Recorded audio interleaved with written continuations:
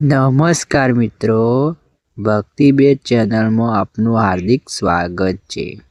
આજે આપણે જાણીશું શ્રીમદ્ ભગવદ્ ગીતાનો 7મો અધ્યાય. શ્રીમદ્ ભગવદ્ ગીતાના 7મા અધ્યાયનું નામ છે જ્ઞાન વિજ્ઞાન યોગ. કુરુક્ષેત્રના યુદ્ધભૂમિ પર જ્યારે અર્જુન શંકા અને સંશયના વાદળો ઘેરાયેલો હતો, ત્યારે ભગવાન શ્રી કૃષ્ણ ધીરે ધીરે તેના પરમ જ્ઞાન માર્ગ આગળ વધાર્યો. પ્રથમ અધ્યાયમાં અર્જુનનું વિમૂઢ મન, બીજા અધ્યાયમાં આત્મજ્ઞાન, ત્રીજાથી છઠ્ઠા અધ્યાય સુધીમાં કર્મ જ્ઞાન અને સંન્યાસ વિશે સમજ આપી બાદ હવે 7મા અધ્યાયમાં શરૂ થાય છે જ્ઞાન અને વિજ્ઞાનનો યોગ. આ અધ્યાયમાં ભગવાન અર્જુનને માત્ર જ્ઞાન જ નહીં પરંતુ જ્ઞાનના અનુભૂતિ રૂપ વિજ્ઞાનની પણ ભવ્ય સમજ આપી છે.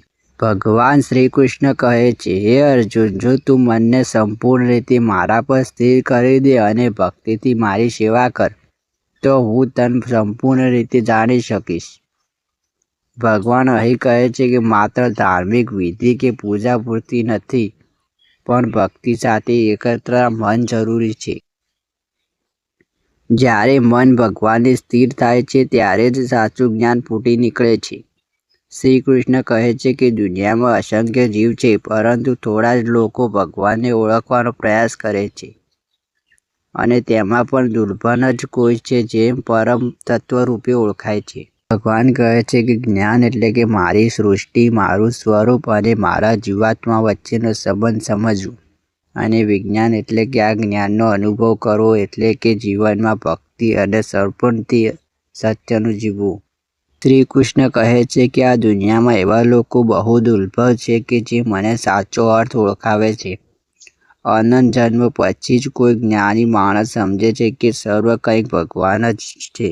ભગવાન કહે છે કે હે અર્જુન, મારી પ્રકૃતિ 8 ભાગમાં વહેંચાયેલી છે. પહેલો ભાગ છે ધરતી એટલે કે પૃથ્વી, બીજું છે જળ, ત્રીજું છે અગ્નિ, ચોથું છે વાયુ, પાંચમું છે આકાશ, છઠ્ઠું છે મન, સાતમું છે બુદ્ધિ અને આઠમું છે અહંકાર. પરંતુ મારી બીજી પ્રકૃતિ છે કે ઉચ્ચ પ્રકૃતિ, જે એ છે કે જીવાત્મામાં જે સમગ્ર જગતને સચવે છે. શ્રી કૃષ્ણ કહે છે, હું એક જ આખા બ્રહ્માંડનો મૂળ આધાર છું. હું જ સર્વ કારણોનું કારણ છું. મારી પાસે જ આ સૃષ્ટિ ઉત્પન્ન થાય છે, મારી અંદર જ ટકી રહે છે અને અંતે મારી અંદર જ પામે છે. ભગવાન કહે છે કે મારી માયા અદ્ભુત છે. તે 3 ગુણોમાં બનેલી છે. પહેલું છે સત્વ, બીજું છે રત અને ત્રીજું છે તન. આ 3 ગુણોમાં જગતનું બાંધે છે, એટલે કે જીવાત્માનું ભૌતિક ચક્રમાં ફસાઈ જાય છે.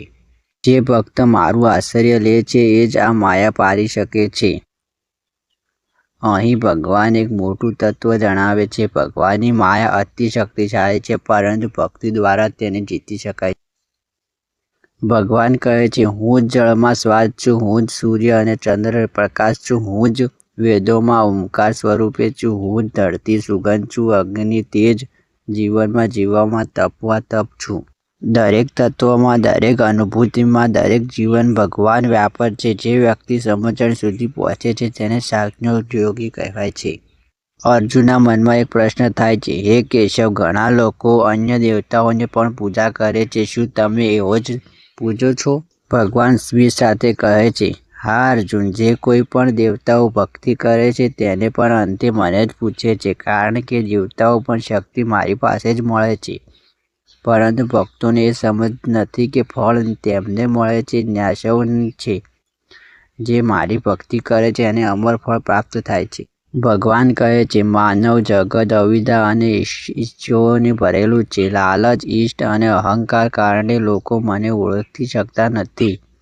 મારી માયા એવી છે કે હું સર્વ હૃદયમાં રહું છું, છતાં અજ્ઞાનીઓ મને બહાર શોધે છે. પરંતુ જે વ્યક્તિ શ્રદ્ધા અને ભક્તિથી મારું ધ્યાન કરે છે તેને જ મને અનુભવે છે.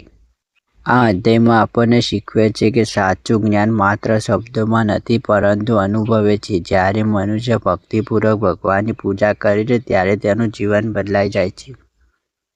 તે સમજે છે કે દુનિયામાં જે કંઈ છે બધું ભગવાનનું સ્વરૂપ જ છે. ધરતીઓથી અણુ સુધી લઈને આકાશથી તારાઓ સુધી બધું જ પરમ તત્વનું સમાયેલું છે. 7મો અધ્યાય જ્ઞાન વિજ્ઞાન યોગ આપણને બતાવે છે કે ભગવાન સ્વરૂપ એ વ્યાપક છે. ભક્તિ દ્વારા જ આપણે તેને જાણી શકીએ છીએ. જે ભક્ત મનથી, વૃત્તિથી અને આત્માથી ભગવાનને અર્પિત થાય છે તેને સાચું જ્ઞાન પ્રાપ્ત થાય છે. અંતે અર્જુન સમજે છે કે જ્ઞાન માત્ર શાસ્ત્રોમાં નથી પરંતુ જીવનમાં દરેક અનુભવમાં છે. જ્યારે આપણે દરેક પરમાત્માને જોઈએ ત્યારે જ સાચો વિજ્ઞાન યોગ શરૂ થાય છે. ભક્તિથી ભગવાનને જાણવું એ જ સત્ય જ્ઞાન છે અને ભગવાનને અનુભવ લેવું એ જ વિજ્ઞાન છે. મિત્રો, આ હતો શ્રીમદ્ ભગવદ્ ગીતાનો 7મો અધ્યાય જ્ઞાન, વિજ્ઞાન અને યોગ. આ અધ્યાયમાં આપણને શીખવે છે કે સાચું જ્ઞાન પુસ્તકોમાં નહીં પરંતુ આપણા અનુભવમાં છુપાયેલું છે. જ્યારે આપણે ભક્તિપૂર્વક ભગવાનને મન રાખીને શીખીએ છીએ ત્યારે જીવનમાં શાંતિ, સમય અને આનંદથી સ્વય આવી જાય છે. ભગવાન સર્વમાં છે, ધરતી પર, આકાશમાં, દરેક જીવમાં અને આપણા હૃદયમાં છે. તમને ઓળખવા માટે ફક્ત એક જ માર્ગ છે, શ્રદ્ધા અને ભક્તિનો માર્ગ. જો તમને આ વિડીયો ગમ્યો હોય તો લાઈક કરો, શેર કરો, ચેનલને સબસ્ક્રાઈબ કરવાનું ભૂલશો નહીં. નવા અધ્યાય અને ધાર્મિક વાર્તાઓ માટે બેલ આઇકોનને દબાવવાનું ભૂલશો નહીં. જય શ્રી કૃષ્ણ.